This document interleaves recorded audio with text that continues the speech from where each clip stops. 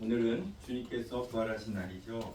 한국 사람들은 부활절 인사를 잘 안 하지만 미국 사람들은 해피 이스터라는 인사를 합니다. 자, 어차피 우리도 미국에 사니까 미국식으로 한번 인사를 나눠보겠습니다. 우리 옆에 계신 분, 앞뒤에 계신 분 인사 나누겠습니다. 해피 이스터.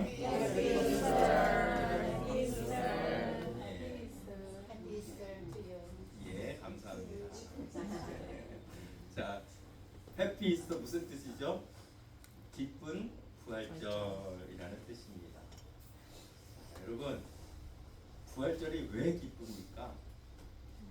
우리 믿음은 부활 없으면 아무것도 아닙니다. 정말. 예, 그래서 기쁘십니까? 우리 믿음을 영원의 삶이 아니니까. 예. 예수님의 부활 이후에 교회는 안식일 대신 안식 후 첫날인 부활하신 주일날 모이게 되죠. 그래서 가만 생각해 보면 성탄절은 1년에 몇 번 우리가 기념합니까? 한 번 기념하는데 부활절은 1년에 몇 번 기념합니까? 52번. 52번을 기념하는 거예요. 그러면 그 정도로 충분할 텐데 굳이 또 왜 부활절을 이렇게 기념해야 할까요? 부활은 역사 속에 단순한 한 사건이 아니라 2000년 뒤에 우리와 직접적으로 관계 있는 사건이기 때문입니다. 그 관계를 잘 모르면 아무리 해피 이스터를 100번 인사해도 아무 의미가 없다는 것입니다. 네, 우리 장로님도 권사님도 말씀을 해주셨는데, 자, 부활절을 한마디로 하면 무슨 날입니까? 부활절 한마디로 하면 무슨 날입니까?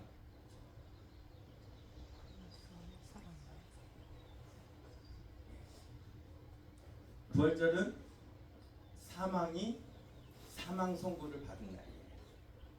다시 한번 부활절 무슨 날이냐고요? 사망이 사망 선고를 받은 날. 그동안 인류를 지배해 왔던 이 죽음이 처음으로 패한 날이에요. 물론 이전에도 죽은 자가 다시 살아난 사건이 몇 번 있었어요. 죽은 나사로가 살아나고 나인성 과부의 아들이 살아났어요. 하지만 그들은 살아났지만 다시 죽었습니다. 그 사건들이 사망의 권세에는 영향을 미치지 못했다는 거예요. 그래서 사망은 여전히 기세 등등 왕노릇을 해왔습니다. 하지만 예수님의 부활은 다릅니다. 단순히 예수님이 그냥 죽었다가 살아나신 그 사건이 아니라 실제로 사망이 치명타를 맞고 그 권세가 완전히 꺾여진 날이 부활절이라. 인류의 가장 큰 적이자 공포의 대상이었던 그 사망이 힘을 잃었다는 소식보다 더 기쁜 소식이 우리에게 또 어디 있을까요? 인간이 사망의 권세에서 벗어난 날, 또 예수님이 실제로 사망에게 승리하신 날을 기념하며 우리는 해피 이스터로 인사를 나누는 것. 자, 아까는 그냥 제가 시켜서 했는데, 자, 이번에는 진심으로 한번 해피 이스터 한번 다시 나눠보겠습니다. 인사를 나누겠습니다. 시작. 해피 이스터. 발음이 너무 좋아요. 저 얼마 전에 중국 사람을 만났는데 여기 자기 랜스델에 있는 먹에서 일을 했대요. 먹이 어디예요? 먹이래요. 먹. 아, 머크. 예, 머크 여기 제약회사가 있잖아요. 근데 중국 사람은 알바름을 잘 못하더라고요. 먹 이렇게 하더라고요. 제가 여러분들에게 해피 이스터 했는데 여러분들 해피 이스터 하고 발음이 아주 너무 좋습니다. 감사합니다. 사망이 사망 선고를 받은 이 부활절을 맞이하여서 하나님이 우리에게 부활의 기쁨, 생명의 기쁨을 더욱 새롭게 풍성히 허락해 주시기를 원합니다. 자, 우리가 이제 마지막에 부활을 하겠죠. 부활의 때를 한번 생각해 보세요. 많은 사람들이 함께 부활을 합니다. 그런데 내 바로 옆에 내가 가장 싫어하는 사람, 꼴배기 싫었던 사람이 함께 부활해 있다면 여러분은 그 부활이 기쁘겠습니까? 안 기쁘겠습니까? 기쁩니다. You sure? Yes. 저는 안 기쁠 것 같아요. 부활하는 것보다 차라리 땅속에 묻혀있는 게 더 낫겠다 하는 생각이 들 정도로 안 기쁠 것 같아요. 자, 이 이해를 돕기 위해서 비슷하지만 다른 질문을 여러분들에게 드리겠습니다. 자, 새 하늘과 새 땅이 창조되었습니다. 이전 것은 물러가고 모든 것이 새 것이 되었습니다. 그런데 사람이 새 사람이 아니라 여전히 헌 사람이 옆에 와 있다면 여러분은 과연 그 새 하늘과 새 땅을 누릴 수 있을까요?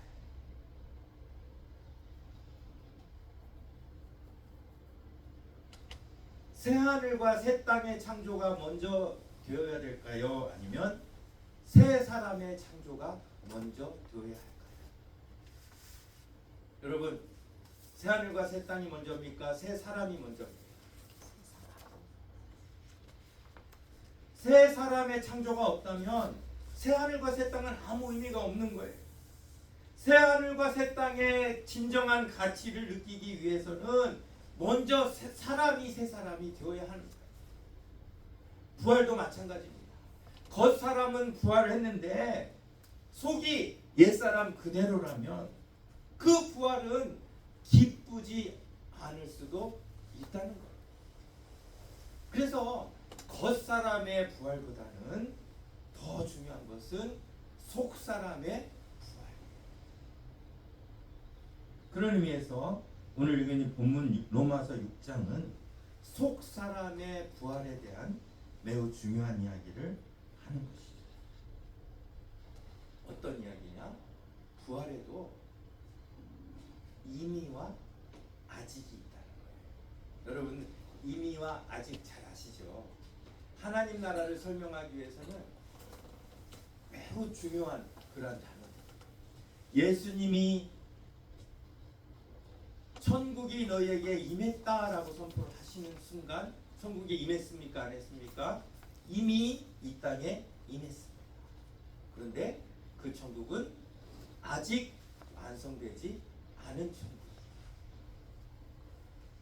그래서 우리는 이미 하나님 나라의 백성이 되었지만 아직 완성되지 않은 나라에서 살고 있는 것이에요. 자, 이러한 이미와 아직이 부활에도 있다는 거예요. 이미 시작된 부활이 있지만 아직 이루어지지 않은 부활도 있다는 것이죠. 자, 우리가 부활하면 언제를 생각합니까? 마지막 날을 생각하죠. 그 부활은 아직 이루어지지 않은 부활. 그런데 바울은 로마서 6장에서 이미 이루어진 부활을 이야기합니다. 5절 말씀 같이 한번 읽겠습니다. 시작. 제가 잠깐만요. 제가 하이라이트한 거는 조금 강조해서 읽어주시면 좋겠어요. 여러분들 강조해서 읽는 거 잘하시는데 한번 같이 읽어보겠습니다. 시작. 만일 우리가 그의 죽으심과 같은 모양으로 연합한 자가 되었으면 또한 그의 부활과 같은 모양으로 연합한 자도 되리라. 예수님과 연합한 사람은 그와 함께 죽고 그와 함께 부활합니다. 그런데 이것은 겉사람에 대한 이야기일까요? 속사람에 대한 이야기일까요? 속사람. 이것을 다르게 설명해주는 구절이 우리가 잘 아는 갈라디아서 2장 20절 말씀이죠. 같이 읽습니다. 내가 그리스도와 함께 십자가에 못 박혔나니 그런즉 이제는 내가 사는 것이 아니요 오직 내 안에 그리스도께서 사시는 것이라. 이제 내가 육체 가운데 사는 것은 나를 사랑하사 나를 위하여 자기 자신을 버리신 하나님의 아들을 믿는 믿음 안에서 사는 것이라. 예수와 함께 죽고 예수와 함께 부활한 사람은 이전과 다른 삶을 살게 되는데 부활 이후에는 내가 사는 것이 아니라 오직 내 안에 그리스도께서 사시는 것, 그것이 속사람의 부활이라는 거예요. 아까 읽었던 로마서 6장 5절에 제가 하이라이트로 여러분들에게 보여드린 그 단어가 뭡니까? 같은 모양, 같은 모양. 이거는 우리를 부활시키시는 하나님의 목적이 무엇인지를 분명히 우리에게 이야기하고 있습니다. 우리를 왜 구원하시는지 분명하게 이야기하고 있습니다. 부활의 목적은 단지 그냥 믿는 사람을 겉사람으로 살려내는 그게 목적이 아니에요. 우리의 속사람이 예수 그리스도와 같은 모양으로 변화되게 만드시기 위해 하나님이 우리를 부활시키신다. 그래서 아까 우리 집사님은 꼴배기신 사람이 옆에 부활에 있어도 기쁠 것이다 말씀하셨는데, 자, 기쁘지 않을 만한, 당황할 만한 일이 생기는 이유가 뭐예요? 속사람이 다르기 때문에. 당연히 같은 모양의 사람들만 와 있을 줄 알았는데 다른 모양의 사람이 와 있다면 부활 때 우리는 모두 당황하게 될 것입니다. 그렇지만 부활한 모든 사람이 예수 그리스도와 같은 모양으로, 예수님과 비교해도 같은 모양이고 서로 비교해도 같은 모양이라면 그때 우리는 부활을 진정으로 기뻐할 수 있을 것이고 우리에게 주어진 새 하늘과 새 땅도 기뻐할 수 있다는 것이죠. 자, 정리합니다. 우리는 두 번의 부활을 겪게 됩니다. 우리가 흔히 소망하는 겉사람의 부활은 아직 일어나지 않은 마지막 때에 이루어질 부활이지만 그 전에 겪어야 하는 부활이 있는데 이미 우리의 속사람 안에 이루어진 부활이라는 거예요. 그런데 그 부활이 언제부터 시작됩니까? 우리가 예수 그리스도와 함께 십자가에 못 박히는 순간, 우리가 예수 그리스도와 함께 죽는 그 순간 부활이 시작된다는 거예요. 겉사람의 부활은 나팔 소리와 함께 단시간에 일어나지만 속사람의 부활은 우리 평생 장기간에 걸쳐 일어나는 부활입니다. 그래서 속사람에 대해서 바울은 이렇게 얘기합니다. 이와 같이 너희도 너희 자신을 죄에 대하여는 죽은 자요 그리스도 예수 안에서 하나님께 대하여는 살아있는 자로 여길지어다.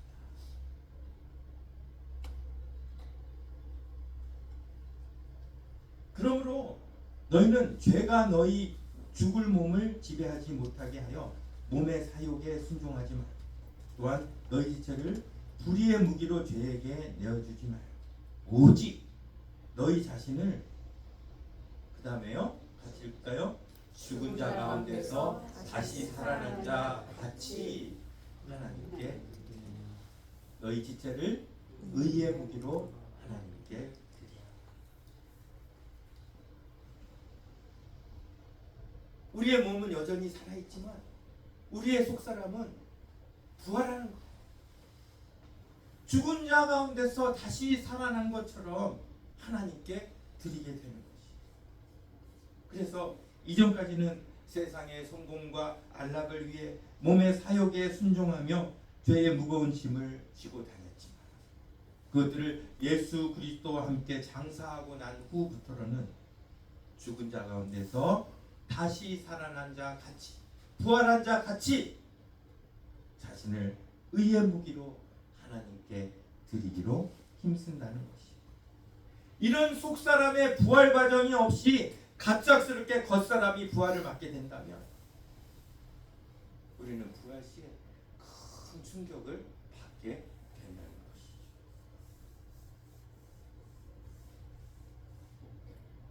그러므로 부활의 목적과 구원의 목적은 같습니다. 단순히 천국을 백성으로 채우기 위해서가 아니라 하나님의 형상을 잃어버린 인간에게 그리스도와 같은 모양으로 변화할 기회를 주시는 것이 구원이고 부활이라는 거예요. 부활해서 우리가 그냥 무조건 다시 살아날 것이다. 살아나는 것보다 더 중요한 게 무엇입니까? 같은 모양이 되었느냐에 영광된 부활을 막기 위한다면 우리는 평생 예수님과 같은 모양으로 변하기를 사모하고 노력해야 합니다.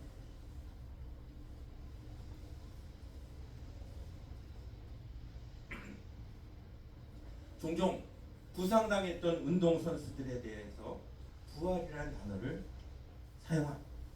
하지만 그 부활은 고작 선수 생활 몇 년 더 연장하는 것 뿐이에요. 때가 나면 어차피 은퇴. 거기에 반해 우리의 부활은 고작 몇 년 연장하는 부활이 아니에요. 사망이 더 이상 효력을 미칠 수 없는 영원한 부활이며 우리 모두가 그리스도와 같은 모양으로 변화되는 부활이라. 이 부활이 없다면 겉사람만 부활하는 부활이야. 아무 소용도 의미도 없다는 것이. 그러므로 예수님의 가르침은 어떻게 하면 우리가 예수님과 같은 모양을 하도록 할까? 거기에 집중되어 있는 거예요. 예수님이 산상수훈에서 뭐라고 말씀하십니까? 오른편 뺨을 때리면 왼편도 돌려라. 속옷을 가지려고 하면 겉옷까지 주라. 이게 예수님과 같은 모양이에요. 그런데 율법은 모양은 비슷해. 그런데 같은 모양이 아니에요. 그래서 예수님은 비슷한 율법이 아니라 정확히 같은 모양이 무엇인지 너에게 가르쳐 주겠다 라고 하시면서 산상수훈을 우리에게 말씀하십니다. 오른편 뺨을 때리는 자에게 왼편도 돌려내고 속옷을 가지려 하는 자에게 겉옷까지 주며 억지로 오리를 가게 하려는 자에게 심리를 가주는 것. 그것은 아무도 할 수 없는 일입니다. 하지만 예수님과 연합하여 같은 모양으로 죽고 같은 모양으로 살아난 사람은 할 수 있습니다. 바울은 날마다 죽는다라고 고백합니다.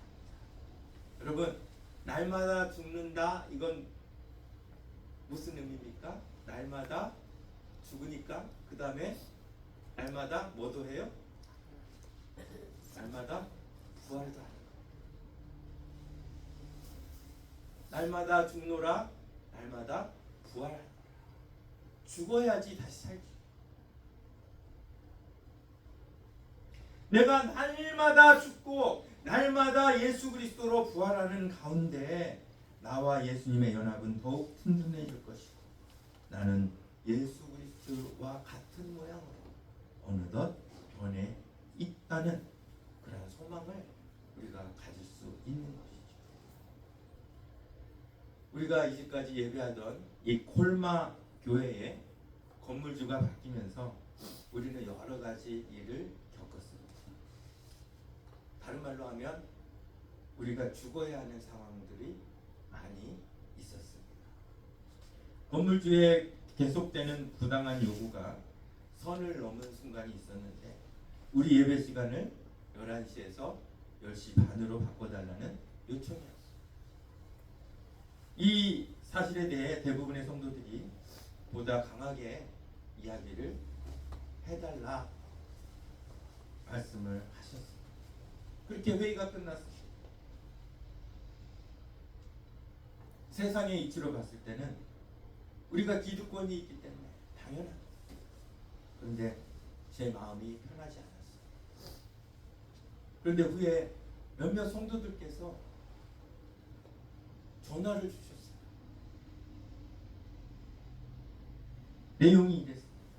물론 건물주가 부당하고 우리에게 억울한 면이 있지만 그래도 우리가 수용해 줄 수 있다면 그쪽에서 원하는 대로 해주는 것이 하나님의 뜻을 이루는 것이 아니겠습니까? 이미 회의에서 결정된 사항을 뒤집는 의견이었지만 그렇게 말씀해 주시는 분이 우리 성도 가운데 있다는 것이 그렇게 고맙고 감사할 수가 없었어요.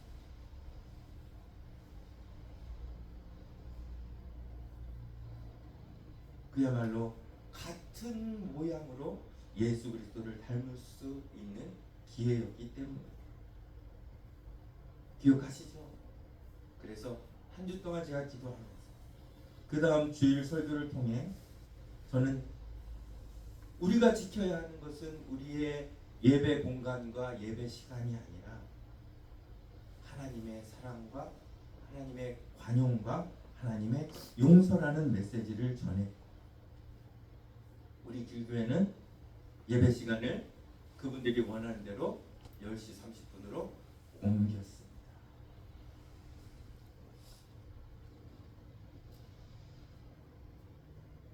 저는 이것이 우리 길교회가 존재하는 목적이라고 생각합니다. 여러분이 우리 길교회 성도임을 자랑스러워하는 이유라고 생각을 합니다. 왜냐하면 이것이 바로 예수 그리스도와 같은 모양이에요.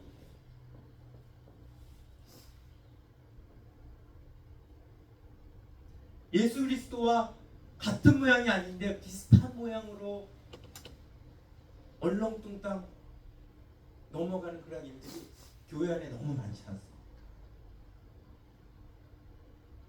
그런데 정말 우리가 양보할 일이 생겼다면 그것을 위기로 생각하지 말고 기회로 생각하시기를 바랍니다. 정말 우리가 손해볼 일이 생겼다면 그 역시 위기가 아닌 기회로 생각하시는 그런 은혜가 저와 여러분들 가운데 있기를 바랍니다. 예수님 삶을 보세요. 예수님 그냥 하나도 당신을 위해서 가진 게 없어요. 늘 손해보셨어요. 시간도 모든 걸 다 손해보셨잖아요. 그런데 그 손해를 손해로 여기지 않으시고 기쁘게 여기셨어요. 그렇다면 우리에게 손해가 닥칠 때 우리도 예수님과 같은 모양으로 그것을 맞이하는 것이 마땅하다고 생각합니다. 그때 그렇게 양보했기 때문에 지금 우리가 이렇게 임시처소에서 예배를 드리고 있지만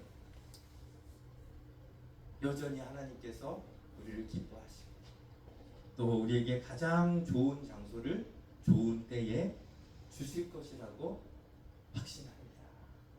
설사 그렇게 되지 않는다고 해도 우리는 억울한 일, 손해를 기쁘게 받아들일 수 있었으면 좋겠습니다. 그것이 바로 예수님과 같은 모양으로 죽는 일이고 교회가 예수님을 세상에 가장 잘 보여주는 방법이기 때문입니다.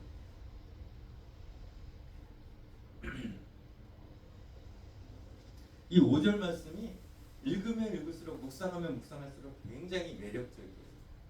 어떻게 우리를 예수 그리스도와 같은 모양으로 하실 생각을 하셨을까? 쟤는 안 돼요. 쟤는 글렀어. 우리 보통 이렇게 생각하죠. 근데 하나님이 우리를 예수님과 같은 모양으로 그렇게 바꿔 주시겠다. 우리 한번 5절 다시 한번 같이 읽어보겠습니다. 시작. 만일 우리가 그의 죽으심과 같은 모양으로 연합한 자가 되었으면 또한 그의 부활과 같은 모양으로 연합한 자가 되리라. 아까 우리 해피 이스터라고 인사를 했는데요. 이번에는 같은 모양으로 사시기 바랍니다. 우리 앞뒤에 계신 분, 옆에 계신 분 같이 인사를 나누겠습니다. 같은 모양으로 사시기 바랍니다.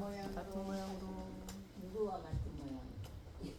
그리스도와 예수 그리스도와 같은 같은 모양. 모양으로 같이 기도하겠습니다.